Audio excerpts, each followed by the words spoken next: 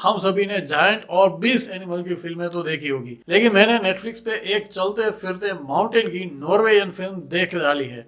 और यकीन मानो दोस्तों, इस फिल्म का कॉन्सेप्ट बहुत ही अलग था और मैं कुछ सेकंड के लिए भी इस फिल्म को देखते वक्त बोर नहीं हुआ हूँ। तो चलते फिरते माउंटेन की इस नॉर्वेयन फिल्म का नाम है ट्रोल।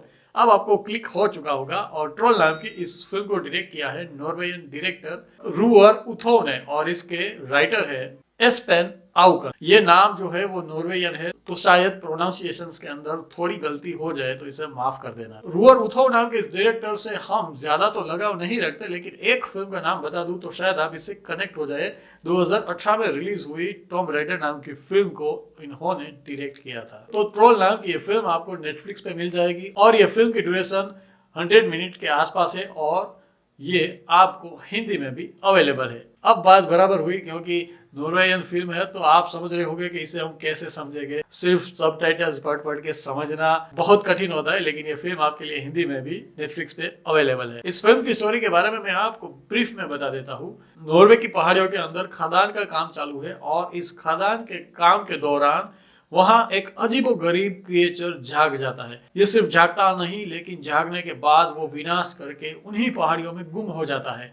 अब नॉर्वे की सरकार एज यूजुअल अपनी आर्मी को इस क्रिएचर को ढूंढने और इसको मारने के लिए लगा देती है। आर्मी भी बड़ी दुविधा में है, क्योंकि ये क्रिएचर कब दिखता है और कब गुम हो जाता है वो किसी को नहीं पता। सिर्फ उसके पैरों के निशान ही मिलते हैं। ऐसे में नॉर्वे की सरकार एक लड़की और उसके पापा की हेल्प लेते हैं, जो इस क्रिएचर के बारे में बहुत कुछ जानते हैं। अब क्या नॉर्वे की सरकार इस क्रिएचर को राजा के तहखाने के अंदर पहुंचने से पहले रोक लेगी, या तो फिर उसे मार देगी, या तो फिर ये लड़की इस क्रिएचर को वापिस उसकी जगह पे ले जाने में सफल रहेगी? इन सभी सवालों के जवाब आपको नेटफ्लिक्स पे ट्रोल नाम की इस फिल्म के अंदर मिल सकते हैं, लेकिन आपको इसे बड़ी ही सब्र के साथ देखना होगा और यकीन मानो ये फिल्म आपको बोर भी नहीं करेगी। दूसरे एंगल से इस फिल्म को देखने की कोशिश करें तो ट्रोल नाम के इस क्रिएचर को हम नेचर भी कह सकते हैं। हमारी इंसानी फितरत इतनी स्वार्थ भरी हो चुकी है कि हम हमारे अपने स्वार्थ के लिए, खुद के विकास के लिए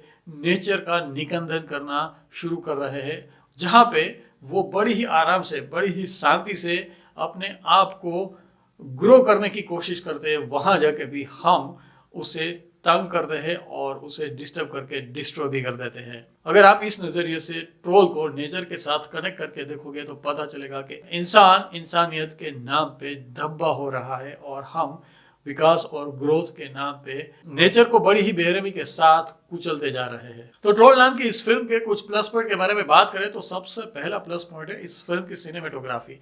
और आखिर क्यों ना हो, नॉर्वे अपने लैंडस्केप और अपनी नेचुरल ब्यूटी के लिए तो जाना ही जाता है, वो हम सभी को पता है। दूसरे प्लस पॉइंट की अगर बात करूं तो इस फिल्म के अंदर हमें कन्विंस करने के लिए हिस्ट्री के कुछ रेफरेंस लिए गए हैं।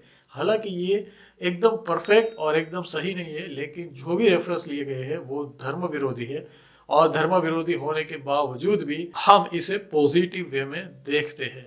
तीसरे प्लस पॉइंट की अगर बात करूं तो वीएफएक्स, सीजीआई इफेक्ट और स्पेशल इफेक्ट इस फिल्म के काफी अच्छे हैं। आपको कहीं पे भी ये फील नहीं होता है कि ये सब कुछ बनावटी है, ये सब कुछ एक फेक तरीके से किया गया है।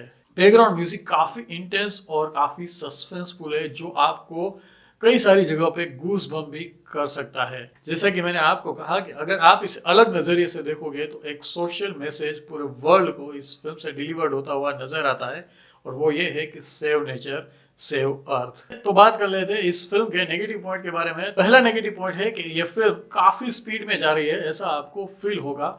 सब कुछ बड़ी ही जल्दी के साथ इस फिल्म में दिखाने की कोशिश की गई है। दूसरे नेगेटिव पॉइंट की अगर बात करूं तो दूसरा नेगेटिव पॉइंट है कि हमें ट्रोल को स्क्रीन पे देखने की इच्छा कुछ ज्यादा ही होती है, लेकिन ट्रोल बहुत ही कम देर के लिए हमें स्क्रीन पे दिखाई देता है और ट्रोल के साथ और भी एक्सपेरिमेंटल शॉट्स किए जा सकते थे। तीसरा नेगेटिव पॉइंट की बात करूं तो तीसरा नेगेटिव पॉइंट कि फिल्म की लेंथ बहुत कम है, इसलिए हमें ये इंटरेस्टिंग लगी और हमें बोर नहीं किया। या तो फिर ये फिल्म की लेंथ अगर ज्यादा होती तो हम इसके अंदर बोर हो जाते। ये जज करना मेरे लिए मुश्किल है। आपको क्या लगता है वो मुझे कमेंट सेक्शन में बता दीजिए। अगर इस फिल्म को स्टार देने की बात आ रही है तो मैं इस फिल्म को स्टार दूंगा 3.5 आउट ऑफ 5। तो ट्रोल नाम की इस नॉर्वेजियन फिल्म के रिव्यू वीडियो में फिलहाल इतना ही, और हम मिलते हैं अगले वीडियो में। ત્યાં સુધી આવજો।